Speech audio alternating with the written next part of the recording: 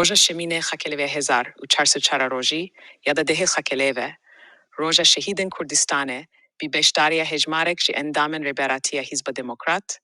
مالباتن سربلندن شهیدان کدیر پیشمرگی و مالباتن دموکرات لیک شی بینکین حزب دموکرات دبی بلند هترا گرتن. دی دست پک بدج علی رزدار سیامن تربی پیشکش کار رو رسمه بیشتر هاتین کرن دی بیشتر بویان هاتی کرن. دی دست پک رو رسمه دج علی رزداران کاوه بهرامی و حسن کادرزاده اندامن دسته کارگری یا حزب دموکرات کردستان ایرانه و هر ویسا رزداران فاطمه کادیری هفجینا شهید حمدی حسینی و شدیج پرمند هفجینا شهید عثمان عثمانی و دستی گل لیسر گورا شهید سید سلام عزیزی و هاتدانین. لی بشادین دجی علی کورا هنری حزبه و سیرودا ای شهیدان بی بیشتر بوین ریو رسمه هات پیشکش کرن. پیش رزدار شدیج میزوری اندام کمیته نوندی و برپرس نونده کمالتی حزب دموکرات کردستان ایرانه پیام تایبت بیده خکلوه پیشکش کرد. رزدار خدیجه میزوری لی بشک پیام خوید راگی هند. لی و روژه در روژه شهیدن کردستانه بورز گرتن جریه آرامه همو شهیدان دست بسر سینگ خویداتینن و لی هم بر سر بیلند شهیدان بیجنا خویدی توینن و سوز دیدن هتا علای کردستانه لی سر بیلندهین کردستانه بیلند نکن و بوک آزادیه لی همز نگیرن دست جی خبات و برخویدانه بردادن. لی بشادا و یره و رسم ده بشتر بویان سردان پیشانگه ها وینین شهیدان کرن و جاره که دین پیمانه امگناسیا خوی بیر بازا تیجی سروری شهیدان نو کرن. و نشانتان نامرنا و نشانتان و بونا ربریما و بونا ربریما بونا پشتو سنگریما بونا پشتو سنگریما تازی برزی تن لسرنا تازی برزی تن لسرنا دشمنی گل تن و درنا دشمنی گل تن و درنا ای شهیدان ای شهیدان ای شهیدان ای شهیدان نامرنا و نشانتان نامرنا و نشانتان تا شهید خوینین ریجه تا شهید خوینین ریجه تا کوگل تاوین چیجه تا کوگل تاوین چیجه داری آزادی شنابه داری آزادی شنابه باقی جین من رنجی نابه باقی جین من رنجی نابه ای شهیدان ای شهیدان ای شهیدان ای شهیدان نامرنا و نشانتان نامرنا و نشانتان بونا حرمت گتنا جرح و پاقجا شهیدین کرد و کردستانین چند دمان به بیدنگی را دواستن.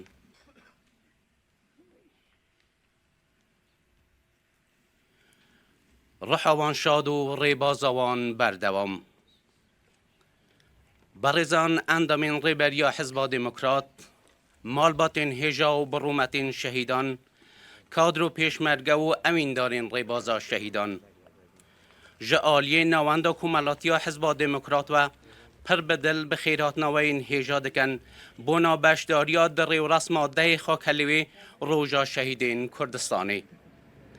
برهوبون و بشداریا و برجنگ و پیمان نوف کرنا دگر ریبازا پرج سروریا شهیدانه جارک دن بخیر بین و سرچوان خاکلوه و دل دایکا نیشتمان بحرکی بپیل و پرباهوزه رشبایکی بکر بکین توی شمالان دست لنا و دست هاو پیلان خوردکن پینوس لجه چوان روندکان دبارینه داری پرستین سردم دخازن چروسکین روژه رونیا حیوه و شوقا استیران بخورینن و دماکو شفقا سبیده هیدی پاشفکشی به تاریکی دکرو رونی کوپک جاین زابوکو قلقلاخ لحنبیز دگر پاری زرین کدخوری سیدارا بیدادی میدانا چارچرا محاباتا پایتختا کومارا جانمرگا کردستان چقاندنو پیشوای کردان ندار وکرن لی پیشوای سرکومار به وی کودنه کوشکا زورداری هجان کو هن به دار وکرن من تنی قاضی محمد اکیدو کشن لی اوی بزانن هر حوالاتی اکا کرد قاضی محمد اکا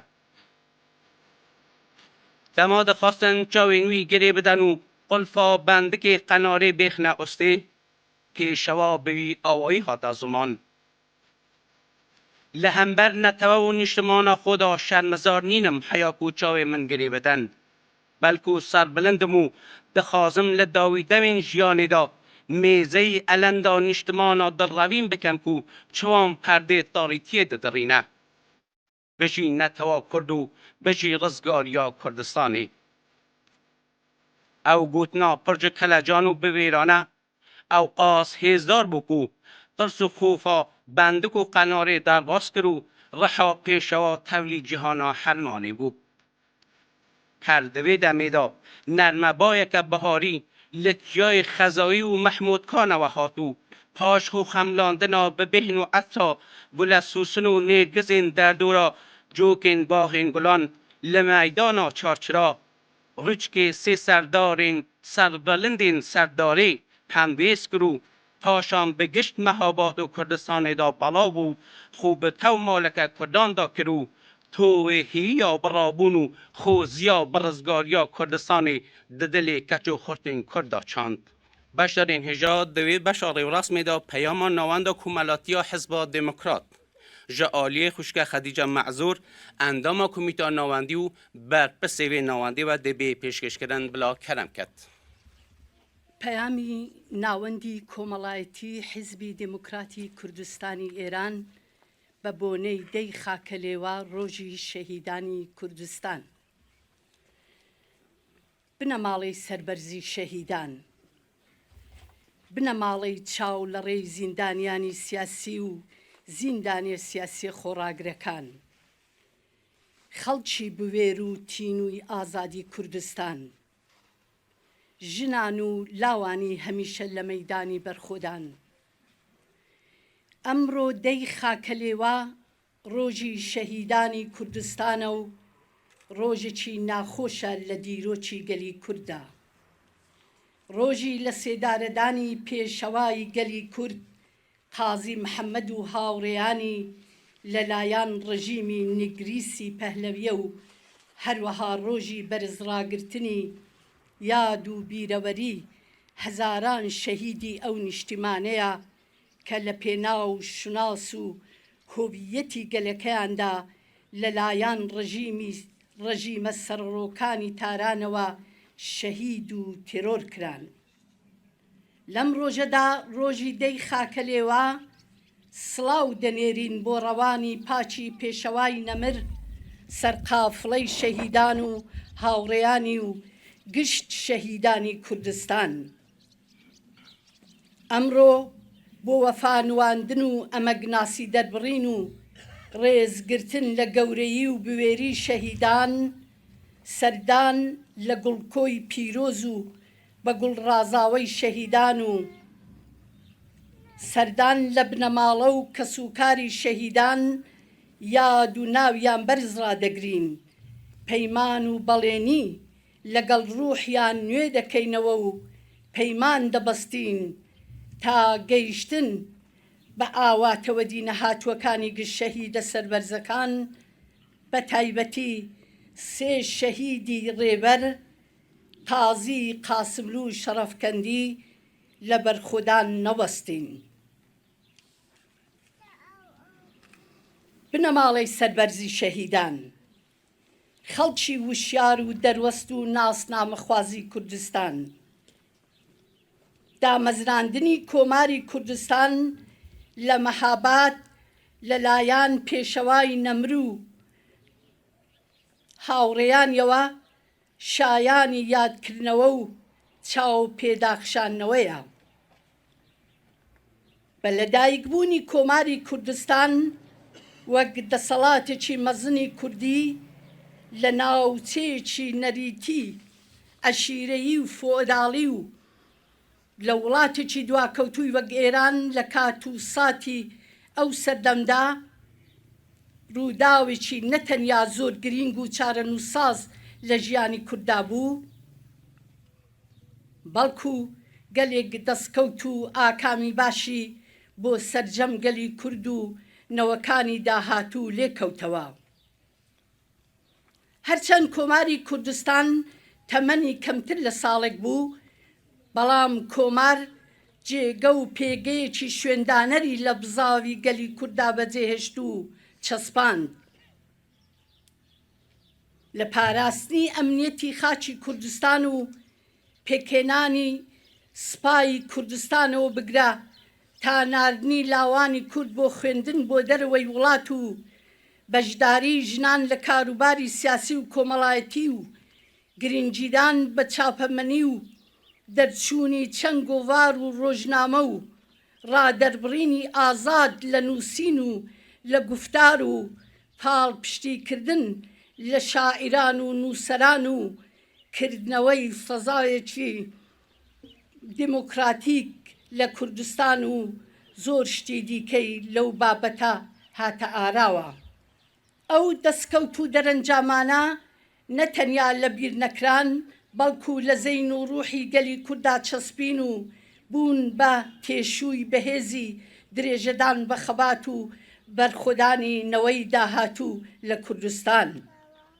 کە هەر ئێستا بەرهەمەکەی ئەو خەباتە بەردەوامەیە. بەڕوونی دەبینین خەڵک بەگشتی و کچان و کوڕانی ناسنامەخوازی کوردستان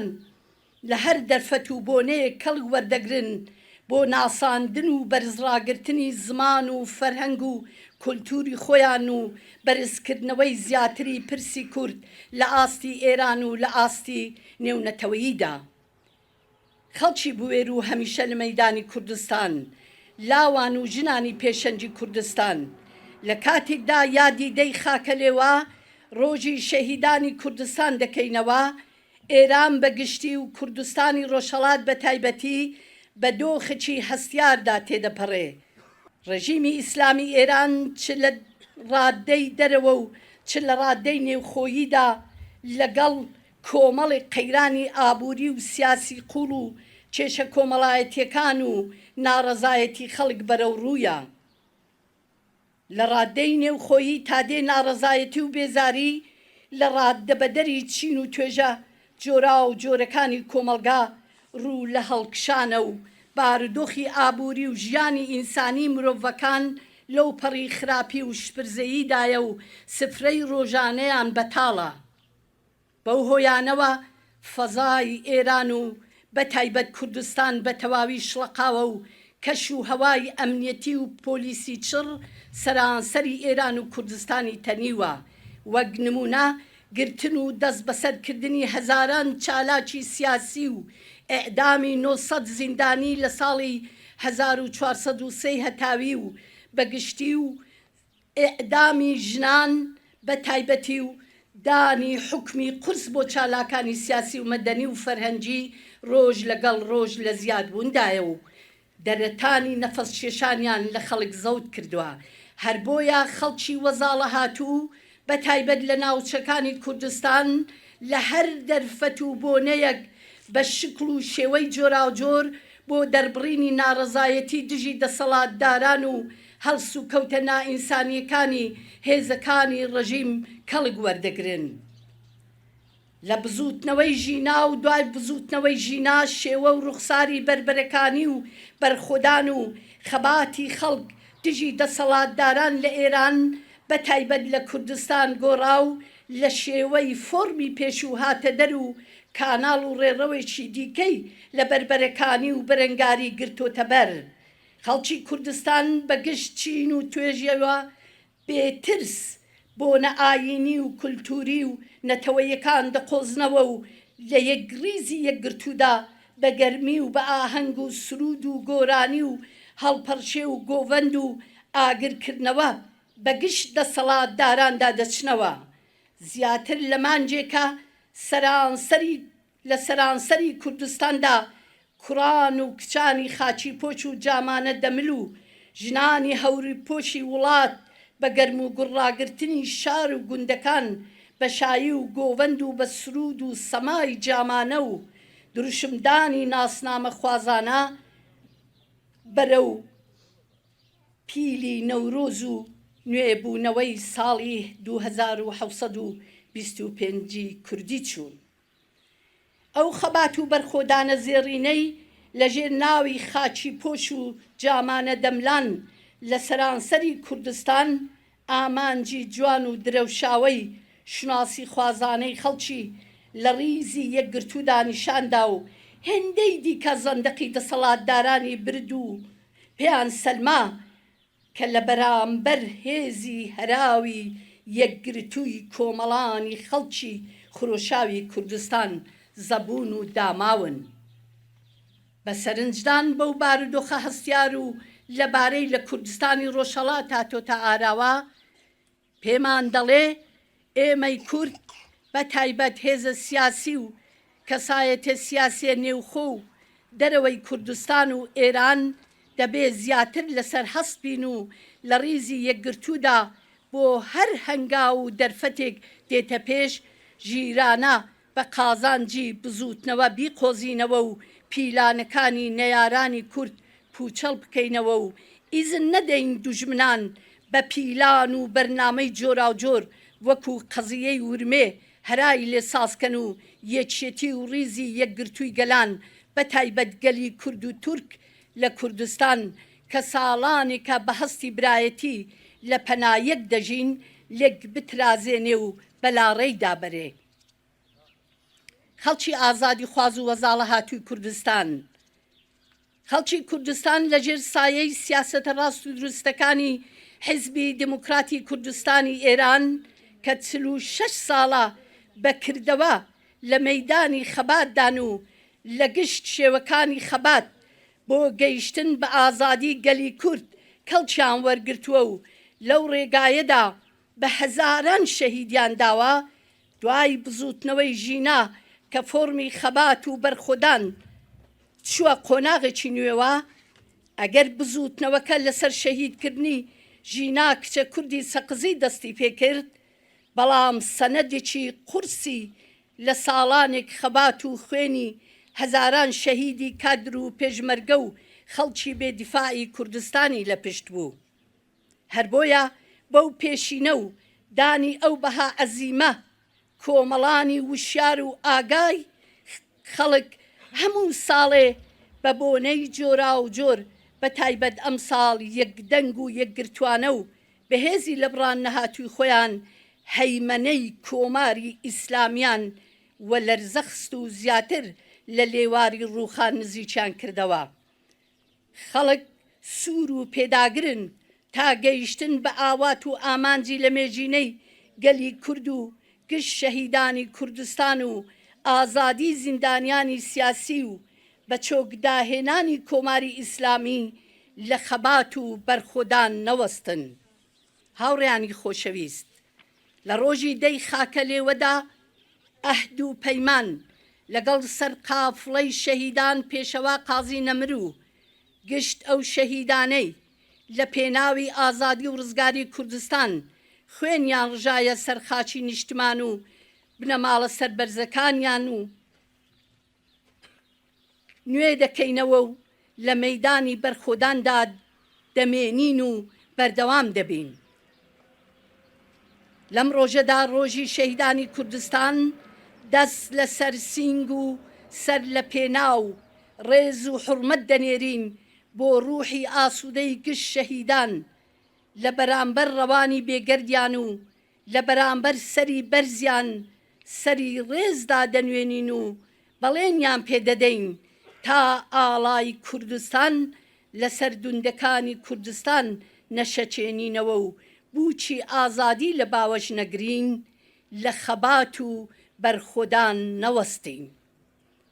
سڵاو لە ڕوحی پاچی سەرقافڵەی شەهیدان پێشەوای نەمر و هاوڕێیانی، سڵاو لە شەهیدانی کوردستان،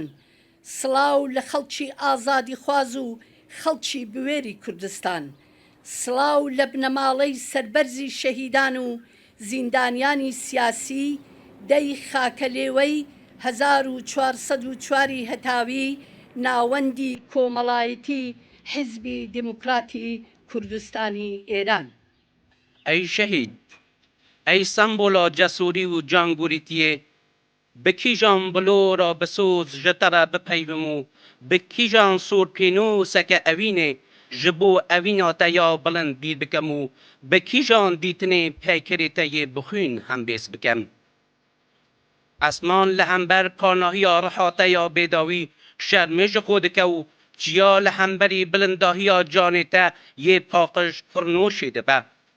ها بیشه به چه کلا جانکی پاقش تب بیر بینمو ناوی تب بونمو به کی جان اوینه باغچه سینگیته بگل در باس بکم. بشارین هجا داوی بلگه یا ریو رسمی بونا سردانا پیشنگاه شهیدان هاتیه ترخان کردن کو دی به را سردانا پیشنگه بکن. جاره کردنی لروجا ده خاکلیوی روجا شهیدین کردستانی دا ام دگل شهیدین کرد و کردستانی پیمانی نو دکن کو حیا سر ریوینگی ریبازا پرچ سروری آوان بند. بخیر بینو سرچوان.